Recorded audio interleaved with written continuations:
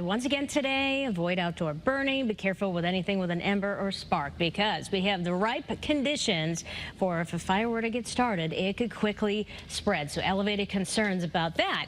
We have the winds certainly present out there. It is a breezy. The gusts as high as about 30 in Chester, on average between about 20 and 30. So this is what we'll be dealing with over the next several hours. The gust trend, though, starts to back off certainly once the sun goes down. So it's not going to stay this breezy as we settle into the overnight hours, but it is beautiful nonetheless with breezy conditions. It's 62 in Waterbury with blue skies, and we're seeing also those blue skies down through New Haven. It's 68 degrees there. Things are really greening up. We had those clouds earlier. They are long gone, so everyone gets to enjoy full sunshine the rest of today. Temperatures a little cooler to the northwest because that's where that cooler air is coming from. So 59 degrees in Torrington versus 70 in Norwich. So we're going to see the warmer temperatures down towards the shoreline today thanks to that land breeze, and also along the Connecticut River Valley with low 70s. So just a few degrees above average. Absolutely gorgeous day to be outside. If you have plans perhaps to go to the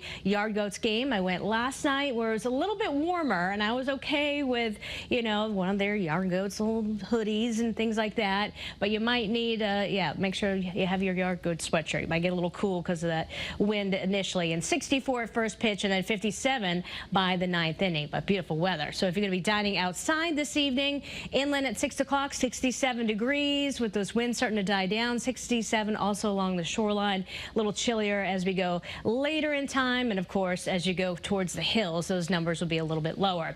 First alert futurecast, yes, sunshine with us tomorrow morning. The winds are going to come up out of the south though, and eventually we're going to see some moisture building back in. So tomorrow night we'll start to see the clouds returning, but that's 2 o'clock in the morning on First Alert Futurecast. A little passing shower, very isolated in nature, will be possible. As we stop the clock again at 8 o'clock in the morning on Friday, more clouds than anything else. We fast forward throughout the day. Now we have to stop it at 3 o'clock. All that time it's dry, and there's a small chance for a developing shower or a storm. That's it. So very limited rain chances to close out the week, but enough perhaps to lower that count a little bit, literally. So you're really not going to notice much of a change.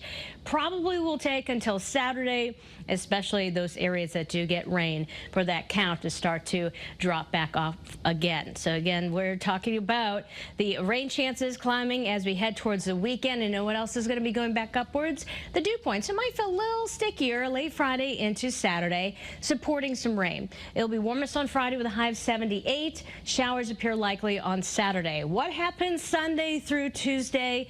We're going to have to be patient for that forecast because one model shows it pretty unsettled and the other is optimistically dry. So right now we're going in that optimistically dry, range, but that could certainly change. So keep checking back with us. That's your First Alert forecast.